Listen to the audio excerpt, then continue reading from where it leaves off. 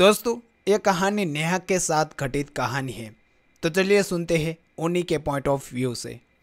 दोस्तों, मेरा नाम नेहा है। मैं उत्तराखंड की रहने वाली हूँ और आज मैं आपको मेरे साथ हुई एक बहुत डरा देने वाली घटना बताने जा रही हूँ।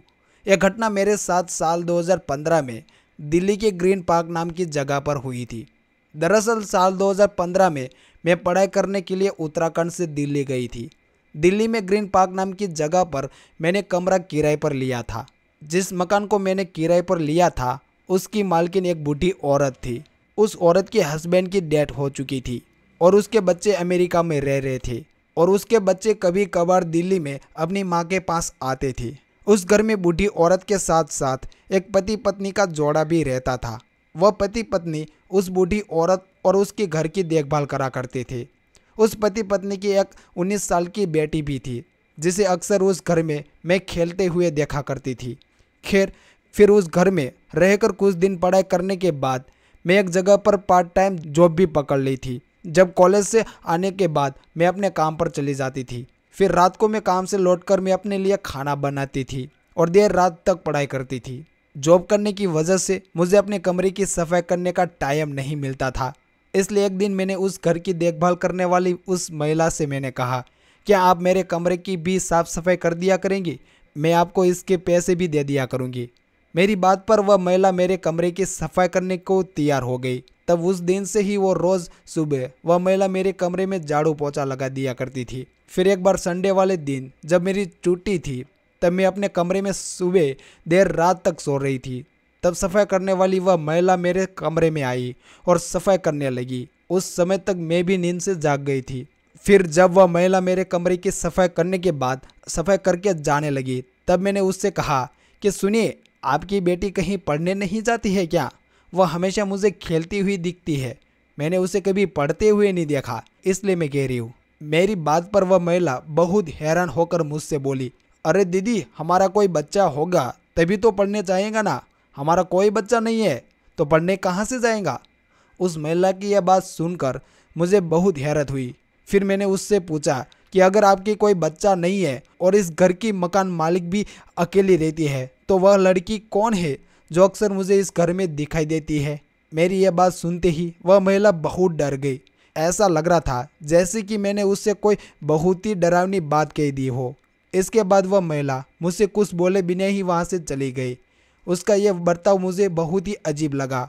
फिर अगले दिन जब वह महिला मेरे कमरे की सफाई करने आई तब मैंने उससे फिर से पूछा, आपने कल मेरे बात का जवाब नहीं दिया था।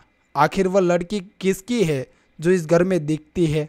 मेरी बात का उस महिला ने फिर से कोई जवाब नहीं दिया। तब मैंने थोड़ा गुस्से में उससे पूछा, क्या हुआ? आखिर आप बता क्यों नहीं रही हो कि वह लड़की कौन है?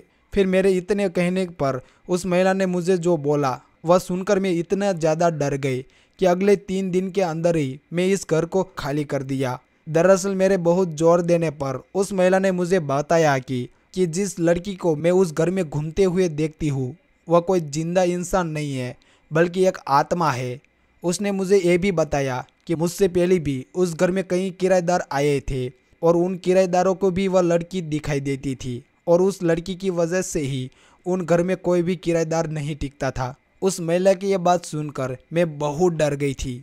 फिर मैंने उससे पूछा कि अगर इस घर में कोई आत्मा रहती है तो तुम लोग यहाँ पर क्यों रह रहे हो? तब मेरी बात का जवाब देते हुए उसने मुझसे कहा कि इस घर में रहने का हमें कोई भी किराया नहीं देना पड़ता है और साथ ही यहाँ काम करने का हमें अच्छा पैसा भी मिल जाता है। अगर हम कहीं और जाएंगे तो हमारी कमाई का अच्छा खासा हिस्सा किराए देने में ही चला जाएगा, इसलिए हम इस घर को छोड़कर कहीं नहीं जाते। उसकी यह बात सुनकर मैंने उससे कहा, आपको तो उस लड़की के आत्मा के बारे में पता है लेकिन तभी तुम यहाँ पर रहते हो, आपको डर नहीं लगता है? तब मेरी बात पर उस महिला ने कहा, हाँ, हम उस लड़की के बारे में जानते हैं और हम ये भी जानते हैं कि वह किसी को नुकसान नहीं पहुँचाती है और न ही वह किसी को डराती है, इसलिए हम उससे डरे बिना यहाँ पर आराम से रहते हैं। उस महिला की यह बात सुनकर मैं बहुत हैरान हो गई थी।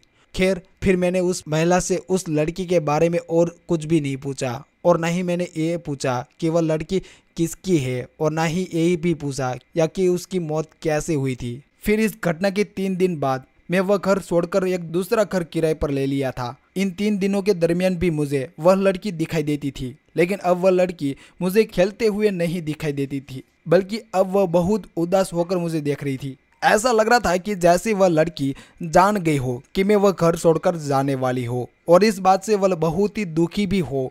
वैसे तो मुझे उस लड़की की आत्मा से डर लगता था, लेकिन ना जाने क्यों मुझे उसके लिए बहुत दुख भी होता था। मैं सोचती थी कि काश मैं उस लड़की की कुछ मदद कर पाती। दोस्तों, ये कहानी आपको कैसी लगी जरा कमेंट करके ज़रूर बताइएगा। धन्यवाद।